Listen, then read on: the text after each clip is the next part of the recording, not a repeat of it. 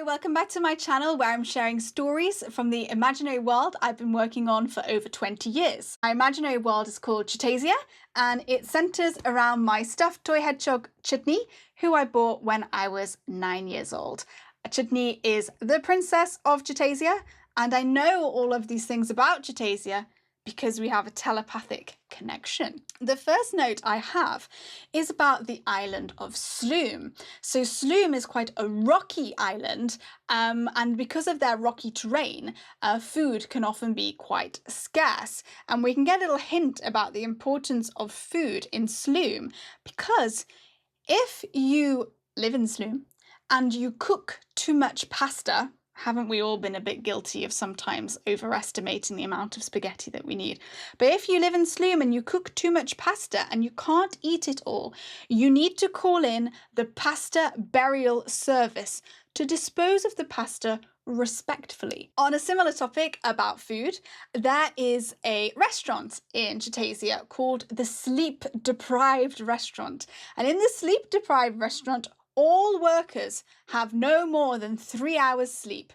It's presented as a kind of culinary marvel, and the kitchen is headed by the yawning chef. So another note in my phone, I was going to call it a legend, but actually is potentially a fact, is something called the Knights of the Triangle Table. So you might well know about, was it the Knights of the Round Table? But no, this is not the Knights of the Round Table. This is the Knights of the Triangle Table. The hedgehogs sit on the points of the triangle table and it sort of jabs them in their stomach. And that way they don't talk for too long. And so their meetings are normally quite short because the hedgehogs don't quite like having the table jabbed in their stomach. I have here some of the names of some of the knights who have at times been part of the Knights of the Triangle Table. Apparently at some point it was being led by someone who was called Bewindo Hedgeheart. So Hedgeheart, Knight Hedgeheart, is he some sort of historical figure? Yeah, you have like a posters of him, or maybe not posters, you have like a stained glass window of Bewindo Hedgeheart. Oh, that's funny, Bewindo. Is that why I thought of that? I just thought of that on the spot, but perhaps it was subliminal. Bewindo Hedgeheart. Okay. Some of the other hedgehogs is the Knight Cuchin Rollo. He was part of the triangle table. And then there's a note that says, we can't remember, or we're not quite sure whether Sir Fartsalot was part of the triangle table or not. Oh, Chutney, what do you mean Sir Fartsalot? Is that really a hedgehog?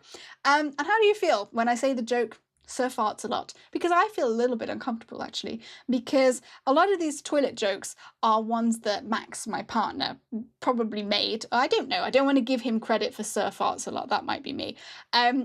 But it's really him who likes the sort of toilet humour. Chutasia didn't really have any poo jokes or anything really before Max came along. But I suppose Chutney remembered all these things by hanging out with Max because she's sort of developing her telepathy with him. So yeah, it makes me feel a bit awkward when I say these kind of jokes. I think, oh, I don't know about that. I do kind of find it funny though, so far it's a lot.